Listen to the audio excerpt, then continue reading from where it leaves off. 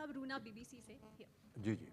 Sir, अच्छा लग रहा है आपकी पूरी इस टीम को। आप बैठ जाइए, ऐसी कोई थैंक जरूरत यू। नहीं। एक बात होती है, जब भी कोई एक वाकया होता है, वो अच्छा हो बुरा हो, हर उम्र में उसको देखने का नज़रिया बदल जाता है। जब आज आप 70 के सावन को देख रहे हैं, या 73 74 इस उम्र के दरमियान है, क्या आप अपने उम्र वाले, हम उम्र वाले लोगों से कुछ अपील करेंगे कि शायद वो भी आपके साथ वाले लोगों के साथ जुड़कर इस वाकयों का, ऐसे वाकयों को चेंज करने में कुछ मदद करें?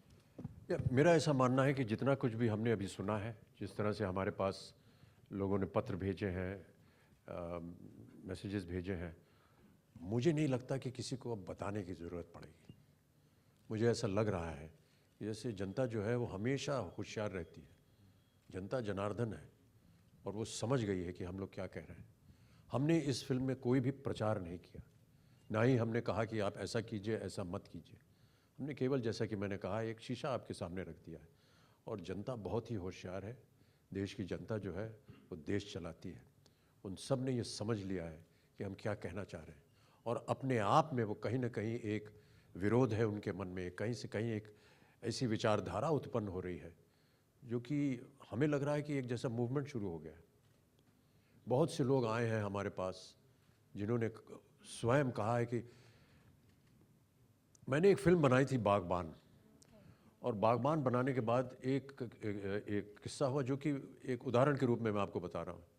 बागबान देखने के बाद एक शख्स ने, जो कि लंदन में रह रहा है अपने परिवार से, भारतीय है, इमिग्रेंट है, अपने परिवार के साथ वहाँ रह रहा है, उसका फ़ोन आया डायरेक्टर रवि चोपड़ा के पास रात को 2 बजे। उसने कहा, सर मैं लंदन से बोल रहा हूँ, मैं अभी अभी आपकी फ़िल्म बागबान देख करके निकला हूँ। मैं आपको बताना चाहता हूँ सर कि मेरे परिवार में मुझे मेरे पिताश्री से झगड़ा हो गया। मैं 25 साल से उनको मिला नहीं और देखा नहीं, हालांकि हम एक ही शहर में रहते हैं। मैंने अभी अभी आपकी फ़िल्म देखी है और मैं अभी अभी जा रहा हूँ अपने पिता के घर, पहली दफ़ा 25 साल के बाद, और जा कर के उनसे बोलूँगा आई एम सॉरी। इस तरह की भावना जो है, मैं ऐसा उम्मीद करता हूँ कि इस फिल्म पिंक के बाद बहुत से लोग इस विचार को सोचेंगे और ध्यान में रखेंगे कि जो कुछ भी हमने इसे ज़बरदस्ती दिखाने की कोशिश नहीं की, केवल जैसे कि मैंने कहा है एक दर्पण दिखाया है, उसके ऊपर सोचेंगे, विचार करेंगे। और अभी दिल्ली में हम लोगों ने बहुत से ऐसे शोज़ रखे जहाँ पर बहुत ही विख्यात लोगों ने इसे देखा, लॉयर्स ने देखा, बिजनेसमैन ने देखा, राजनीतिज्ञों ने देखा। सबके मुंह से एक ही आवाज़ निकली है कि यार ये हमें कुछ करना चाहिए इसके बारे में। Amitabh sir, sir on your left, sorry on your right, so इधर इधर। Hi sir, Unnati from mid day. बैठ जाइए madam ji. Thank you, sir. Amit sir and Sujit sir, first of all, congratulations for the grand success of the movie. Sir, Amitabh sir, आपसे question था। आपने इस movie के बाद अपनी नव्या को एक लेटर लिखा था सर। सो आज की पीढ़ी के हिसाब से आप उनको क्या कहना चाहोगे? अगर इस एक कलाकार एक मूवी करने के बाद उसका एक इम्पैक्ट होता है उस कलाकार पे। So we believe, sir, that if you say something to the coming generation, I think it would make a big difference. So. Yeah, I think that there were a lot of questions asked as to why you wrote that letter and whether this was a farce or a deliberate promotional technique. You can look at it whichever way, but let us tell you how we actually arrived at that. While we were promoting the film, there were many interviews that we were doing. And each interviewer, all of you, some of you are here, were wanting to know what is Pink, what is this film about, and we were unable to come here. We were unable to describe the content of the story without disclosing the story. And because it is a thriller, we were unable to describe what Pink was and what it meant. Shujit said that, why don't we take the essence of the film and put it in a form of a letter, and why don't you write it to your granddaughters? It'll be a nice gesture, and it'll be something that we will be able to convey to the audience without revealing the letter. So what you saw in the letter was actually the essence of Pink. And I think that is what went out. Yes, it worked as a good promotional device, but then, promotional activity is a very wide term, and we can have a discussion on that if you like today, but it's a very wide term. I mean, even, let's not get into that. But yes, the letter was emotional. It was, I felt that it addressed all daughters, all granddaughters. And I had such an immediate reaction from my own daughter and my own granddaughter the moment that letter went out, even though they were out of the country. And I got such an immediate reaction, which normally I mean, yes, we talk to each other almost every other day, but this was so immediate that it conveyed to me that कहीं ना कहीं ये बात उनके घर कर गई. मेरी पोती ने, जो कि अब न्यूयॉर्क में पढ़ रही हैं, वो 18 वर्ष की हैं, उन्होंने इमीडिएटली मुझे फ़ोन करके कहा कि नाना आपने जो लिखा है, I promise you that I will follow exactly this. And my daughter, who said that, you know, I've been trying to teach Navya all this for so many years, and I'm tired of telling her all this, and just through one letter you have conveyed what I would have wanted to, what I had wanted to do for so many years. So I think that it had an immediate impact, and I hope that many other granddaughters and daughters will follow. Sorry I just want to, आप बीबी से आपका जो एक reaction आपने बोला था क्या इफेक्ट करेगा, मैं आपको जस्ट बता दूं.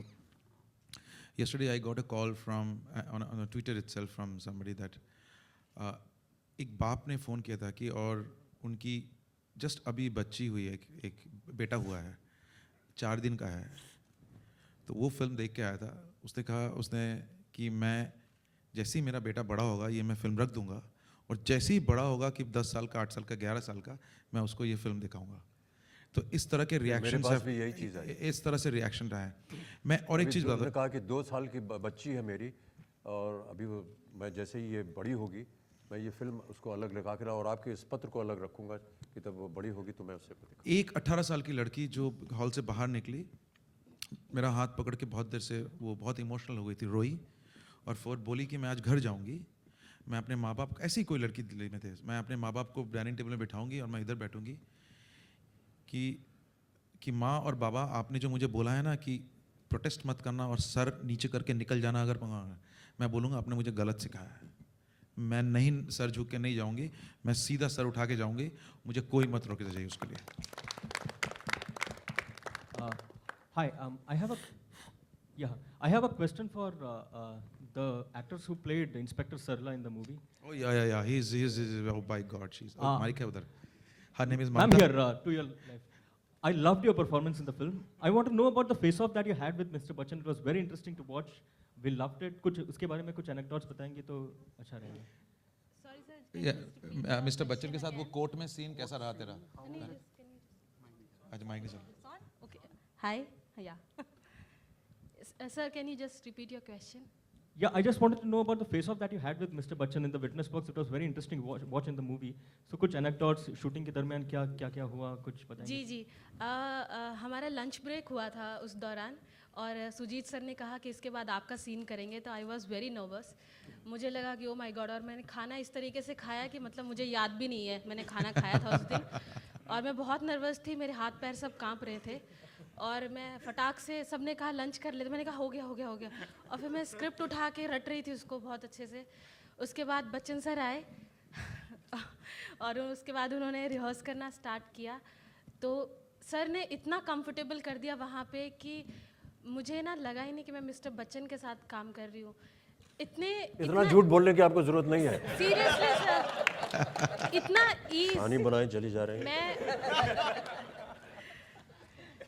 मैं उस ऑरा में थी कि ओ माय गॉड, अगर मैंने फंबल किया तो सर मुझे ऐसा लुक देंगे और मैं तो वहीं पे पानी हो जाऊंगी डर के मारे. सो इतना ईज कर दिया, मेरी लाइंस ना यूँ निकल के आ रही थी फटाक से, बहुत ease.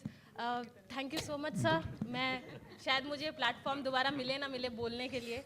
Thank you so much sir, आपने मुझे इतना कंफर्टेबल किया. नहीं, Mamata you were outstanding, fantastic. Just आप बहुत बढ़िया थी. आप बोलिए. सॉरी जी, और बोले. Thank you. तो मैंने वो सर ने इतना इजी कर दिया, इसलिए वो सीन इतना बेहतरीन निकल कर आया है. रितेश जी ने इतने अच्छे डायलॉग्स लिखे थे.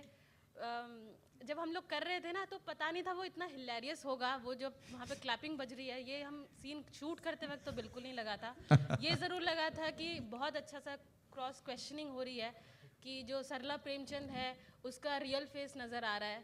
और ऐसा अक्सर होता है दिल्ली में मैं ब्रॉटअप हुई हूँ, तो इस तरह की चीज़ें हर कोई फेस करता है शायद क्या बात अपने है, लेवल thank पर। you. जी, thank you. Amit sir, a question to you. Of the many opinions that we have been seeing on social media, one opinion that really attracted a lot of criticism was an opinion of former Supreme Court Justice Markandeya Katjo. He said that Amitabh may be a good actor, but he has nothing in his head.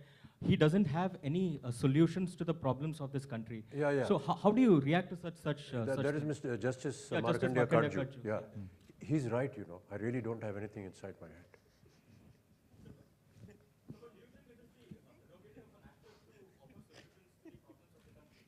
No, we can be part of what is going on, and we work towards it. But he's right. My head is khalas.